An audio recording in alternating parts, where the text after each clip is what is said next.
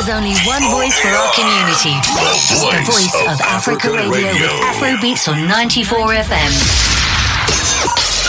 We get your views on issues, we play you the best music.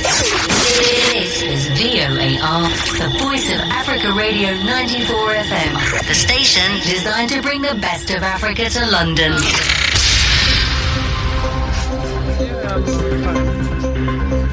Dave, is that the headset?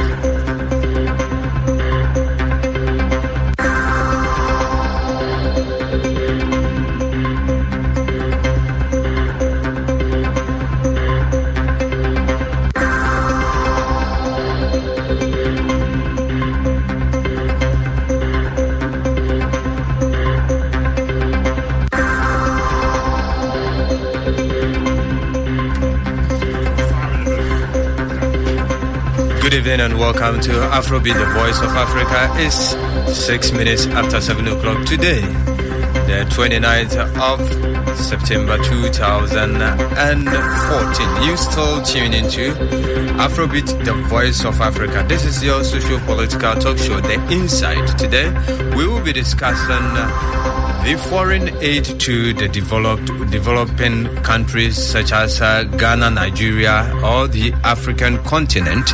How much is Britain spending on foreign aid to the developing world?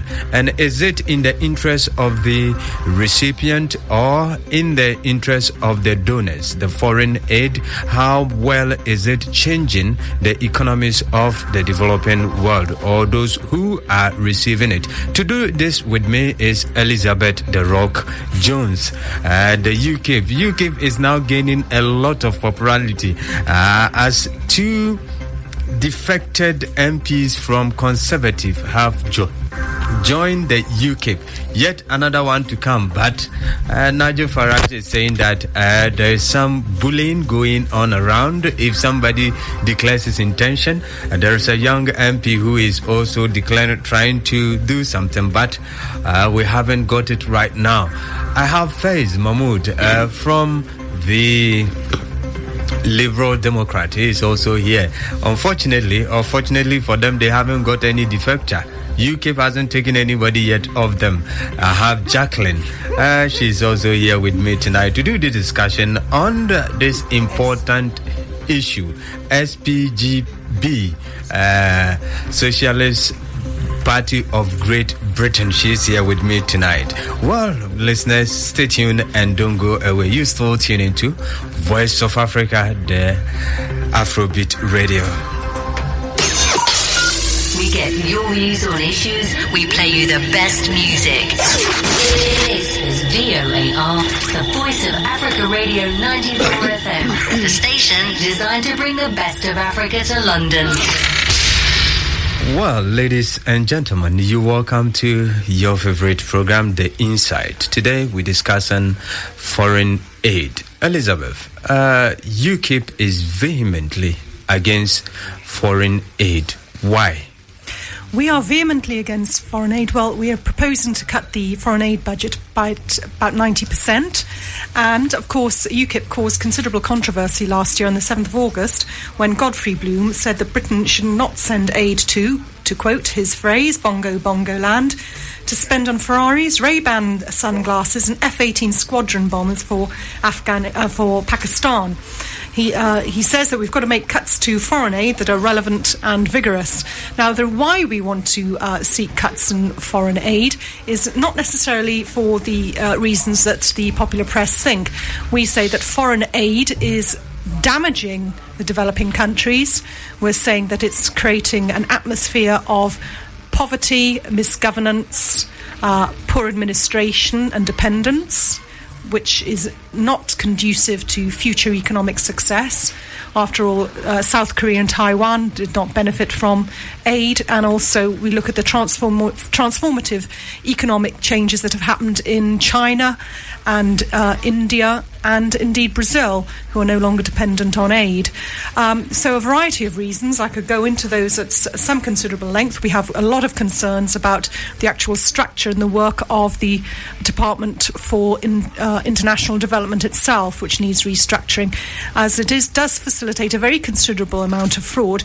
And we say that it is indirectly actually fueling and funding much of the Islamic State crisis happening in Iraq today. Well, Fiaz, and now the British government wants to increase its quota of foreign aid from 0.56% to 0.7% come 2015 to the beneficiary countries. And now we have seen that some of the African countries like Nigeria, Kenya, Uganda, they are now trying to go to the space. They are having their space programs. How can a country that is cutting down the cut in this country, trying to increase more the money that is given to foreign African countries and some developing world? Why should you want to do that? You make some very, very good, valid points. If you take it really prospectively, first of all, let me explain to you. I have not heard of a country called Bongo Land, so I can't comment on that.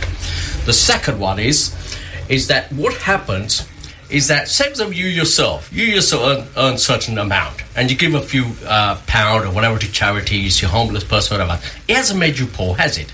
Equally, you told me one country in the world that's become poor because it gave too much interest rate. In matter of fact, giving interest rate actually benefits the country and the world globally. Let me give you an example. For example, this moment as we sit here in the comfort of our homes with food on our plates, there are children dying in Africa with Ebola.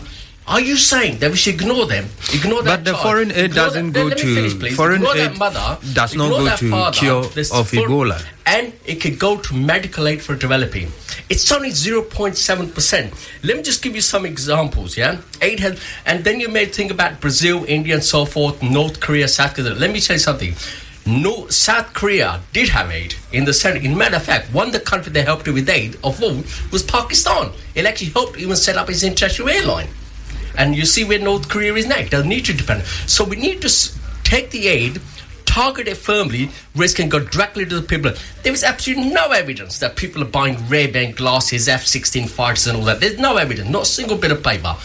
That's just simple tabloid exploitation to scare let's look people. at the beneficiaries of foreign aid. Countries in Africa like Ghana, Nigeria, Kenya. Do you think that the aid that developed world give to them is of any benefit to those countries? If you're asking me personally, the answer is no, though a little of that trickles down. As a member of the Socialist Party, International Socialist, we are not here to uphold the interests of the capitalist class, so I'm going to talk plain. We are here to put out information to our fellow workers all around the world to tell them that we are not here for government, so we don't have to lie. International aid is the reorganisation of poverty. Poor people in the rich, so-called rich world, like England, Britain, where we're being thrown out of our homes, queuing in food banks, we are the ones who give this money.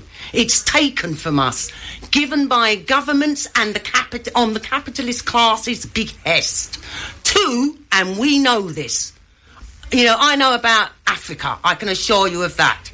And I can tell you about Nigeria, the absolute poverty of the place amongst luxury, splendour. You know what I'm talking, how they live big on the backs of us. Why should we give... The poor get nothing.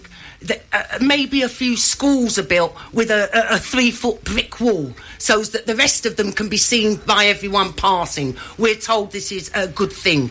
All the Western charities who are building this and doing this, some of them are decent, genuine people. But most of that money, it destroys lives in the countries. Well, we neither oppose nor propose foreign aid. The Socialist Party neither opposes it nor proposes it because some members of the working class do experience Now, we're benefit. taking money off the citizens of these countries, Britain, America, Germany, the developed world, which intend to send this money to the so-called poor countries to also help them to elevate themselves out of poverty.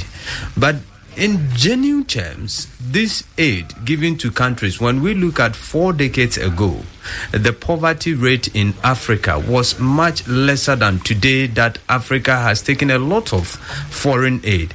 For 4 decades ago, foreign aid that has gone to Africa is well over 400 billion. But it hasn't made African continent great or good. What it is, why do you think we still send in money to people that we know they will end up bringing the money to us, and we will intend getting most of what they are supposed to earn to turn around to elevate themselves out of poverty? Elizabeth. I don't know why we continue with the current foreign aid programme. I mean, we have a long history of foreign aid. It started in 1870. In 1929, we had the Colonial Development Act. In 1964, we had the Ministry of Overseas Development set up for the first time. In 1997, we had the Department for International Development. And the focus of international development has changed from project-led promotion of economic growth to the concentration of poverty.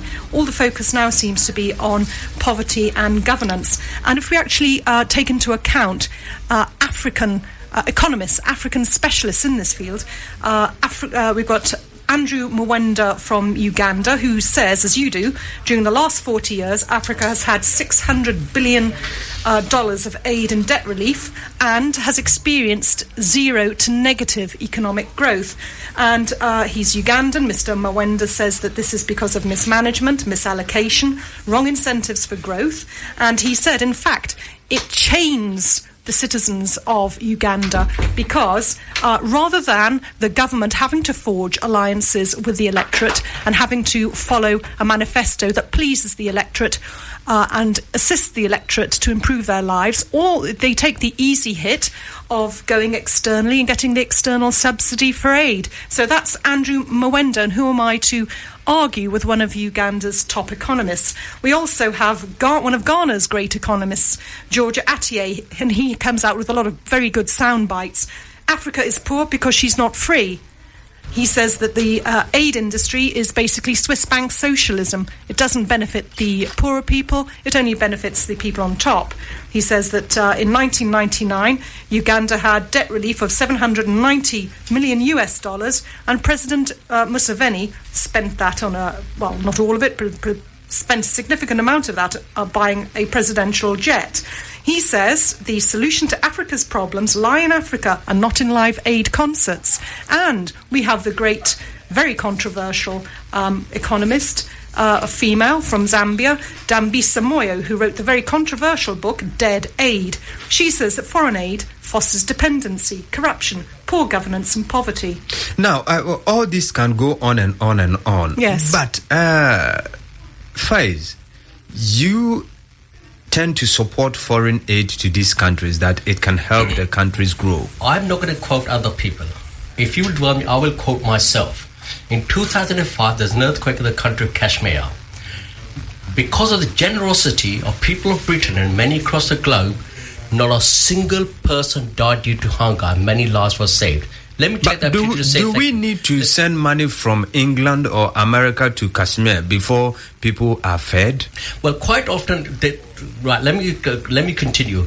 After that, no single aid was ever asked of any country because the country was able to establish itself. Yeah, and I just want to say thank you for the people who did give aid, because someone's mother, someone's father, someone is alive due to your generosity and your open-mindedness to say, I am my fellow brother's keeper. The fact that we're pro-aid is, you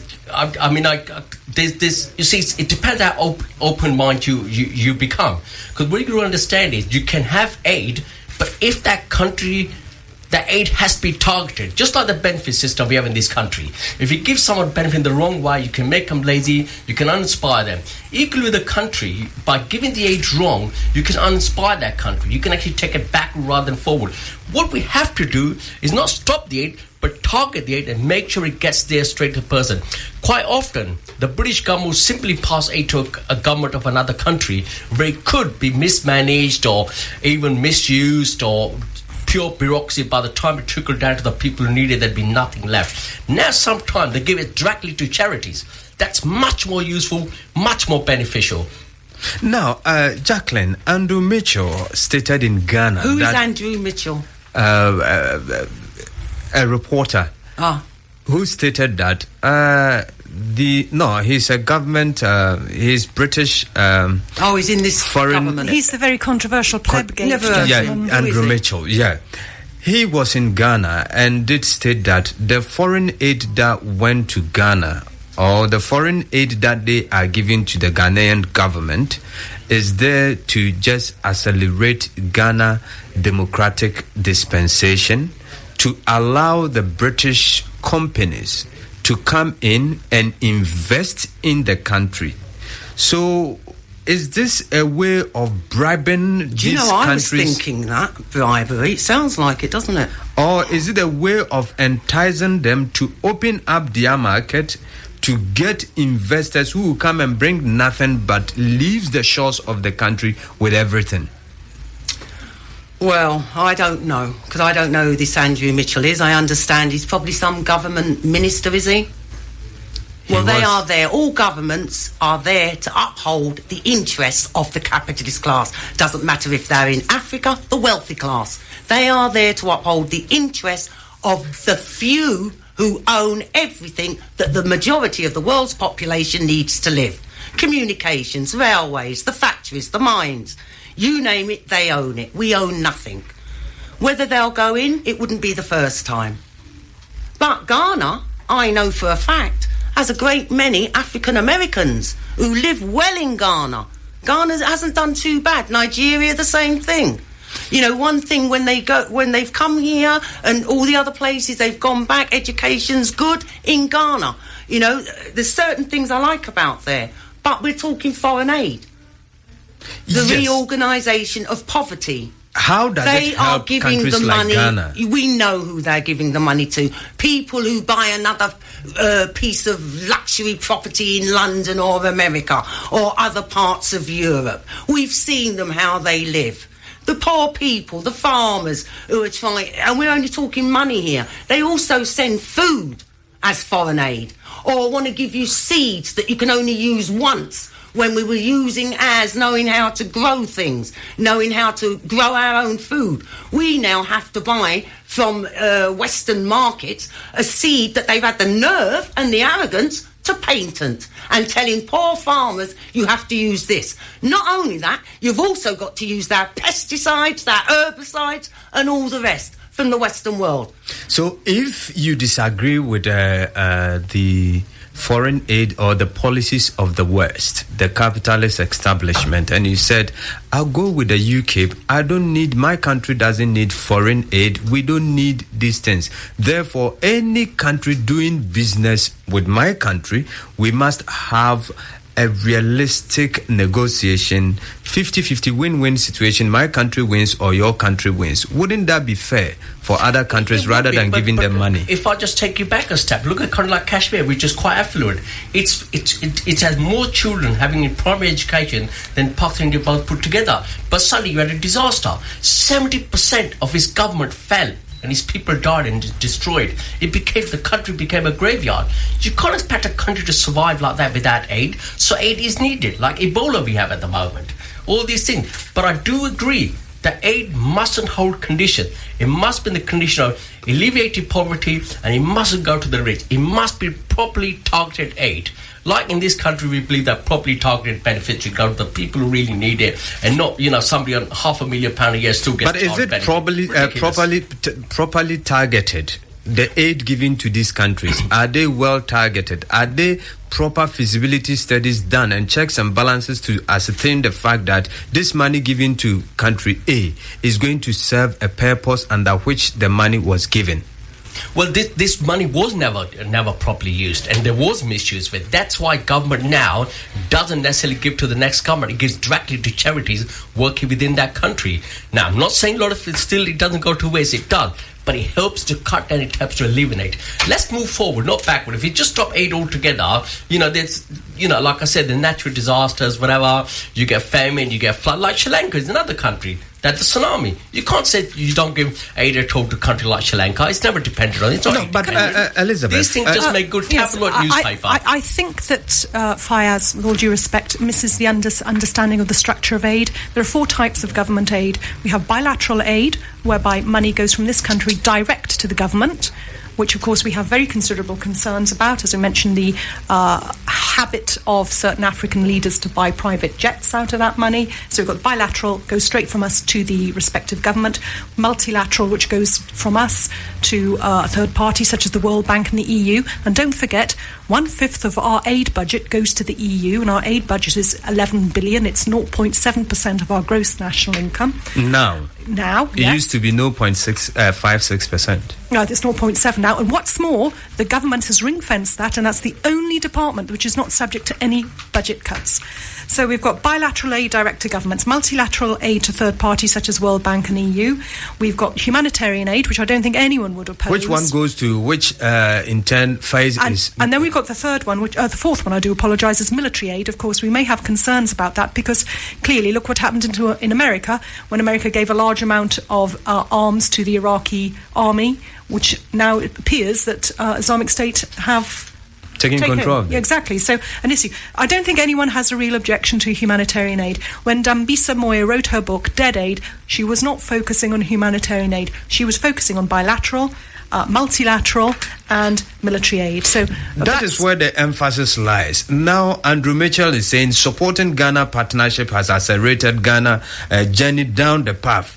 Our relations with already focused on wealth creation soon move to exit strategy as private sector economic growth replaces the needs of international aid. What a load of waffle. That's my answer if that to that. happens, it sounds like a good programme. If it happens, I mean, there are a lot of concerns with the Department for International Development. As I say, their focus has moved from promoting economic growth to focusing on social services and good governance. No disrespect, Adam. You have 2 other guests here. How can you develop a good relationship as far as a democracy is concerned and institutions whereby you are not supervising them and the institutions becomes corrupt and promote corruption in the country and you say you're giving them aid? Well, that's exactly the point that Andrew Mwenda brings up. He's the Ugandan economist, highly respected intellectual, African intellectual. That's exactly the point he brings up. And Wole Soyinka brought that up in 1993 when General Abacha took over in Nigeria. He said, he made a plea to the West and he said, for goodness sake, don't do anything that will give General Abacha and this regime hope. Don't give them aid. Well, Jacqueline, when we talk of aid and aid bait of African leaders, for instance, we give Ghana more money than Nigeria, and we said, Nigeria, you are not your institutions are not democratic enough. Until you democratize your institution, you are not going to get aid. Who says this? For instance, when we speak in terms of aid given to the countries, we purge one country to the other, just to show that this country is doing what we want, therefore they are getting more money. You are not doing what we want, therefore you are not getting more money. Isn't it something that we are doing to create problems as far as the beneficiaries are concerned? Countries like Nigeria, who subsidize oil, and it ends up in London, and people in Nigeria cannot buy oil. Look, number one, I've sat here and I've listened to several things that, which I cannot just let go unpassed. I'm a member of the Socialist Party, the SPGB, International Socialist. Not in one country, we're all over the world. We agree with Karl Marx and we're of the World Socialist Movement. Karl Marx and Engels, we have no country. So when he's talking about Kashmir, tell me about it. our country and this and that. You have no country. You do not own it. The capitalist class owns everything. If they want to put a road through your house, they can do it. Through the councils. Are you saying that country has no sovereignty now? The sovereignty of a country I'm not belongs saying to that. I am saying that capitalist institution. the workers, we who are out there, the majority of the world's population, be you in Africa, Iceland, the Netherlands, it doesn't matter where you are. If you are employed for a wage, a salary, you have no country. Only those who live off the interest of us, the profit and the rent, the surplus value that they extract from us, the unpaid labour. But your loyalty is to your country, but what not to country? them. I have no country. Where is my country? You live in Britain. You're British. I am born in here. I'm born in this part of the world. Yes. You asked who benefits from foreign aid. Yes. The wealthy. It suits them. Like I said previously about seeds and things like that to small farmers. They're not all technologically... the majority... A lot of the world are peasant farmers. They're farming. They're trying to grow things to feed themselves, take to market. Do they benefit from foreign aid? No. Why can't they resist the imposition of this on them? How can they resist when governments get together doing another charity, big hoo-ha, they meet together all over the place? This is the rich, wealthy capitalist class and our minions. Well, listeners, you still tune into We have no country, the Voice we have of a world Africa to Radio. win. The time is 7:30, and I am in the studio with Mahmood Fiaz, the Liberal Democrat, Elizabeth The Rock Jones, and Jacqui of Socialist Party of Great Britain International, who is saying she doesn't have a country. This is and the world to win. That's why I'm an international socialist. International socialist. We are here discussing the most important issue as far as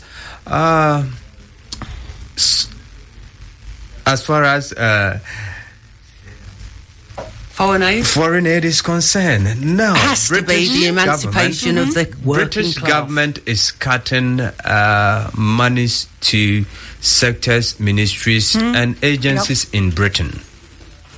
And it has increased its quota of contribution to foreign aid. Why do you think that the government under the Conservative coalition with Lib Dems are doing cut in one way and increasing the quota of foreign aid to countries that are prepared to go to space, and even some has lived beyond space and they are now in another world? India, for instance, is gone past Britain as far as aerospace technology is concerned. Go and look at the poverty. Why do you think the government is doing that? Well, I would say the surface reason would be they're going to say that this is a way for us to get a high profile in other countries. It's a way for us to strengthen business links. It's also a cheap hit to make yourself seem have that golden glow of sort of messianic egotism about, gosh, well, aren't I great? I'm giving other people's money away like nobody's business. And again, if I can just take you back to the structure of the Department for International Development, bearing in mind this is a department that's completely ring-fenced from any cuts. Their executive is extremely well paid. The chief executive there, Mark Lowcock, is on £160,000. The second in command, Richard Calvert, he's the corporate man, whatever that means, £125,000. Michael Anderson, he's the policy man, £120,000. Joy Hutchinson, she works for Africa, £105,000. Jim Drummond works for West Africa in that department, £105,000 per annum. Despite these very hefty salaries and a very significant support staff, they have a constant use of consultants, which of course is a drain on the taxpayer. And I understand that they operate a very, very politically correct Guardian reader style workspace. So it's a way of, I would call it, outdoor relief for the upper middle classes. You know, it's a way of having a lovely, nice career, which is quite classy, quite elegant, quite altruistic in a way, but maintaining a nice lifestyle. After all, never forget that UNICEF travels the world business class. So it's setting up a professional class. You have to remember there are 100,000 aid workers in Africa. They're all being funded through organisations like this. So I would say it's a self-perpetuating system, keeping people in very well-paid jobs here and abroad, keeping people in luxury here and abroad. These are the people working for the aid, not the people actually receiving it. And also it's a tenuous attempt to try and get British business to tie into aid. However, don't forget that in 2001, the procurement tie-in to Britain was abolished by the Labour government. So I don't know what Andrew Mitchell's trying to do with that. It was abolished in 2001. Now, Jacqueline, has all these things helped the recipient of the foreign aid? They have helped the wealthy ones, those who are able, and the, you have thieves and robbers, and it'll help them because we have them all over the world, you know. All Elizabeth does is quote the size of a salary. You know, the Socialist Party, SPGB, that tells you how they disagree. Abolition of the wages system. You wouldn't be discussing this now because it's so boring. Who gets this as a wage? Who gets that as a salary? You know, what's that got to do with anything? That is what they said, that because the money, the taxpayer is funding some lavish lifestyle of But we all know people, this, Adam. We've known it for 40, 50 years. They don't want it. So what is the Socialist Party of Great Britain International are doing? What is new? They obviously have some interest there. So what is your interest in it? And if you don't have interest, my interest what do you want is to do? Tell everyone who's listening abolition of the wages system, no matter how big the salary, and free access. And from each, according to our own abilities, we can run things better. So if we abolish wage system, how can it prevent if we abolish the wage system, how can it stop or influence these countries? You are that talking nothing but money here, zeros after zeros about they've taken this, they've getting that, they're arguing about this one, etc., etc., etc. If it's merely the money side of aid, all that stops. So how now we are giving our money to the poor man, supposedly the poor that countries. Is the so-called intention or how we perceive it. And the money given them, then is it of any interest or any benefit to the countries that are getting the money? How has it transformed the lives of the people living within that country? Well, put it like this. I will use myself as an example. The microism of the macroism, if you like, the smaller to the larger. I get benefits in this country. I'm a member of the Socialist Party, SPGB. I'm also a job seeker, which some of your listeners may understand. I'm not on a fat wage or anything, and we don't get paid at the Socialist Party. We practice what we preach. Voluntary work, cooperation. And you talk about how many aid workers who are being paid. Do you know how many in Africa are working voluntary? Children with their parents. In England, the children with their drug-addled parents. The children with their disabled parents. What about those voluntary workers? Abolition of this crappy system that doesn't help any of us. We have the power to vote Elizabeth and her party, which is leading us nowhere.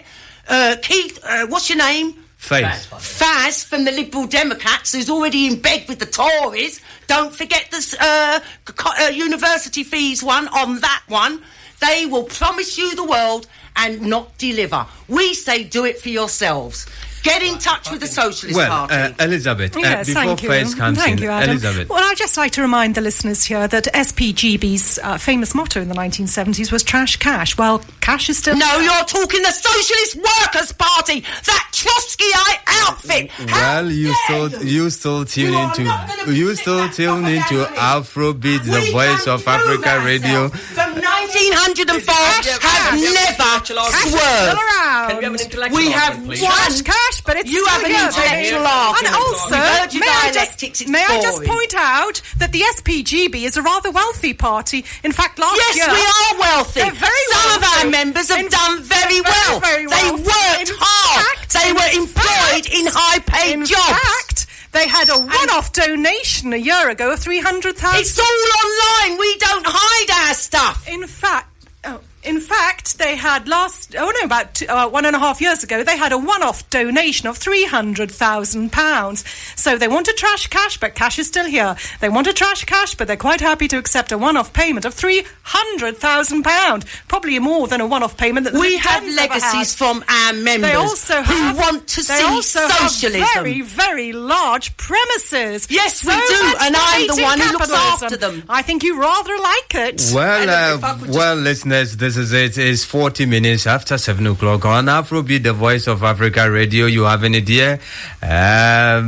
Fiaz is sitting. I have Elizabeth and Socialist Party of Great Britain. Thank you, Adam. If I could just speak for the silent majority, and I do try and keep my mannerism in check. I think that the listener would like to see that the people who are going to govern this country or want to govern this country can put forward an intellectual argument rather than a shouting cat match, which I'm sure we have enough of in Stratford. You have only interpreted the world in various ways. The point is to change it. Right. Talk your crap. Right, I'm going to talk my crap if you learn to keep quiet. That's not very Mother Nature gave you 2 ears and 1 mouth. I didn't come here to listen to your nonsense. I heard what your party did on university fees. Right. All I need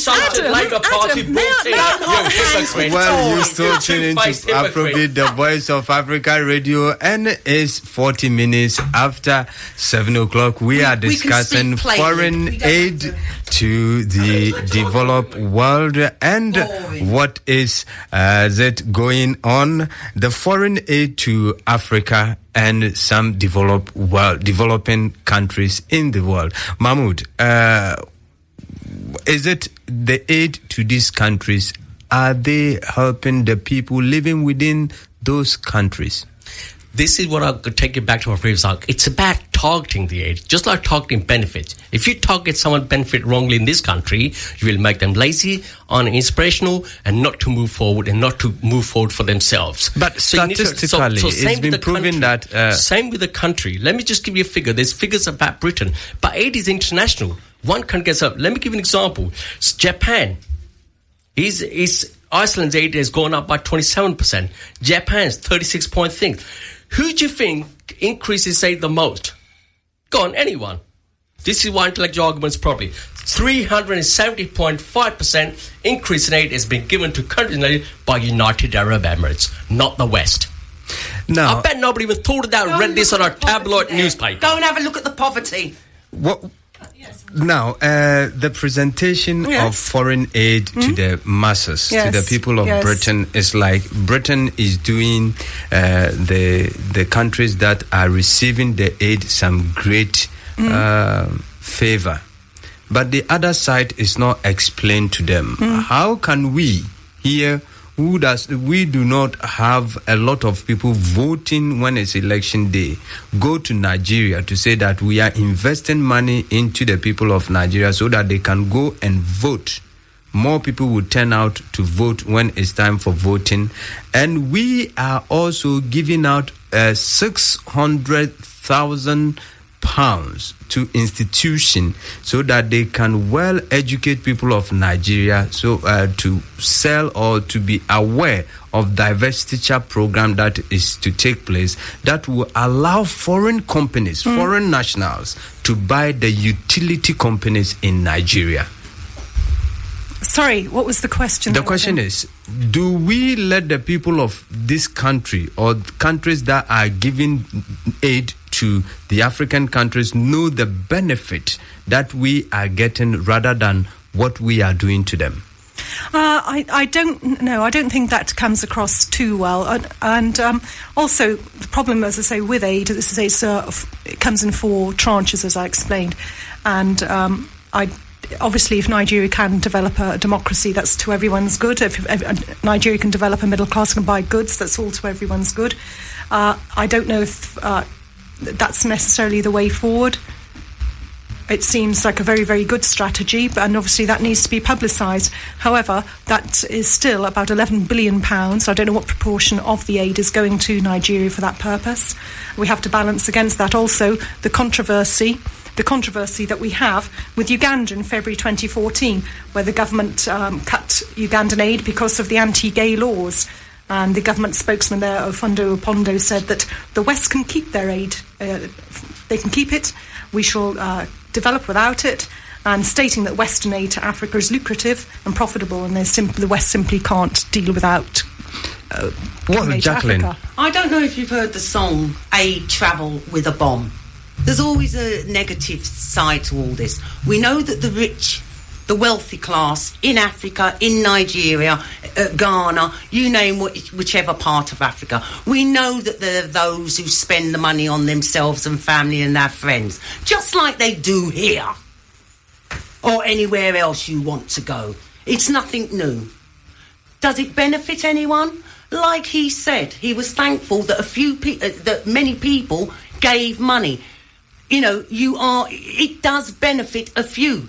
But we're not here for individuals. We are here for the class, when they know they're a class, which is the majority of the world's population, who do not realise, not only do they not have a country, they're not free. Elizabeth said earlier that she quoted someone that Africa is in poverty because it's not free. The working class is not free. We are the last class to emancipate ourselves, and we can do it without violence through the vote. Well, Fiaz, 4 African countries that receive hundreds of millions of pounds in British aid have their space programs.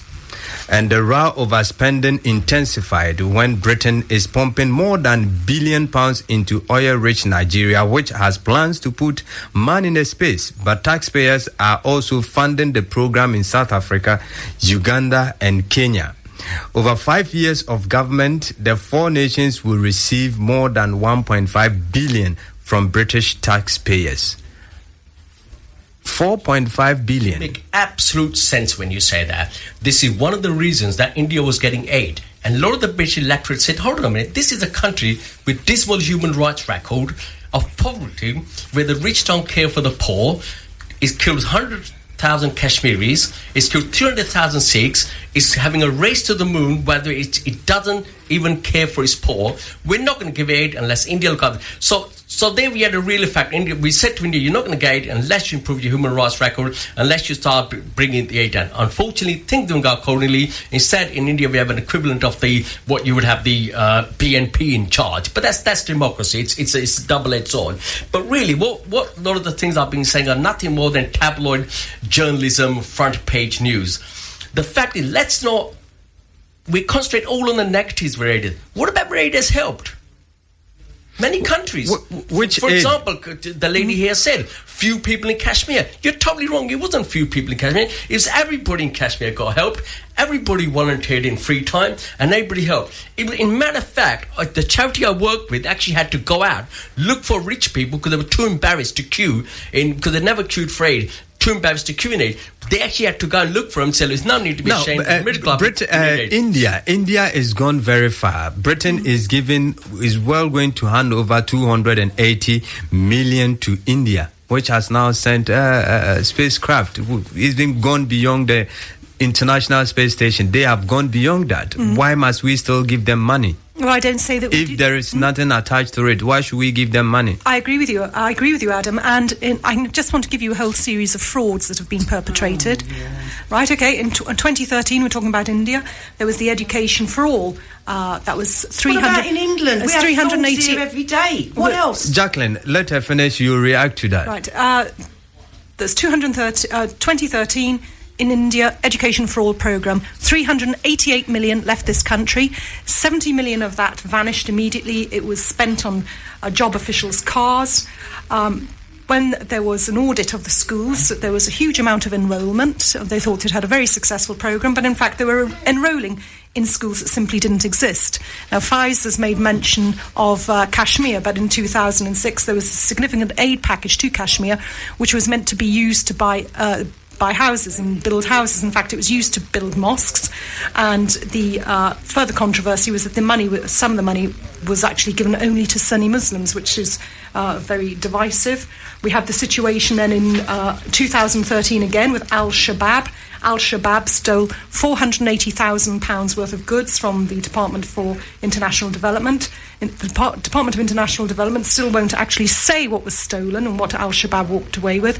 However, it is understood from the locals that they stole dried food goods, which would keep 20,000 people eating for 2 years. So it's quite a shambles. The Department for International Development paid £60 million to Europe. We don't know, where that's gone, how that's been spent. As I mentioned earlier, we have President Museveni spending money on a jet. Indeed, Gordon Brown, his regime, gave 60 million to Malawi and slashed it only by 3 million because the president then bought himself an £8 million jet. But huge amount of fraud. Elizabeth, the International Development, Department of International Development has defended its aid spending, saying the money goes to poverty reduction, health, education program, and would benefit Britain by cutting immigration and crime.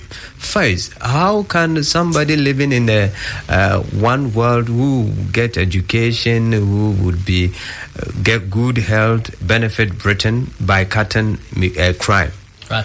Let me first of all take you back. Let's have an intellectual argument, not tabloid rubbish being said about this mosque being built by aid and money going to majority Muslims. Go on, prove it. Give me your evidence, Elizabeth. I'll put you on the spot. I will give you the evidence. If you want the material evidence, the question is, I'll answer the question fully. The question you may say something live on radio. I want you to give the evidence. Politician. There's nothing but tabloid journalism. This is all comes from this not gutter journalism. That is what I'm saying. The question is, how would this aid that is given to a country that we are saying that the aid is there to support them in education, health, poverty reduction, how can it help me in Britain? Right, we are our brother's keeper. We are universally good. Just like we give help to some of our neighbours, friends. We're doing this on international ground. If, for example, a country is starving and hungry, it may destabilise it politically. So you want to feed it, keep it politically stable. So are you telling me that we give that monies to those countries like Ghana, Uganda, Nigeria to train their doctors and nurses so that they can come and work on NHS and their people will be left dying of common diseases? That's if you take it back. I've said this twice before. The aid needs to be specifically targeted, just like benefits in this country. Well, Jacqueline. 2 questions. Remind me, Adam, if I forget what I want to say. The first one is on the immigration. The second one is targeting benefits. Forget Nigeria, Ghana. Let's look at England. Immigration. More people leave this country, England, and the rest of Wales, Ireland, Scotland, every year than actually come in here. And I know why. More people leave. There is no immigration problem here. The other thing is targeting benefits from our Liberal Democrat friend, who's probably never been on job seekers allowance, being told by Atos, who are supposed to be health doctors and all that. I have. As a member of the Socialist Party, we are members of the working class. We know what it's like on the ground and high up. Elizabeth. Let me finish. Mm-hmm. Crime and targeting benefits. When I went to Elephant and Castle in England, being summoned there by the benefits office to find out why I hadn't found a job at 61 years of age, etc., etc., etc., being a mother of 3, mind you, I walked in there, there were 200 people, it looked like something out of the dark ages. Mothers with toddlers round their ankles, women and men bent double with sticks, crutches, wheelchairs. It was pitiful and a damn shame on the whole damn lot of you. Therefore, that is what's going on. Therefore, this do you reckon is multiplied anywhere else you go? Jacqueline, do you think that the money that supposedly we are funding some lavish lifestyle of somebody in India, Ghana, Pakistan, Nigeria should be spent on you, the job seeker? No, we say abolition of the wages system. Money must go. Let's stop this nonsense.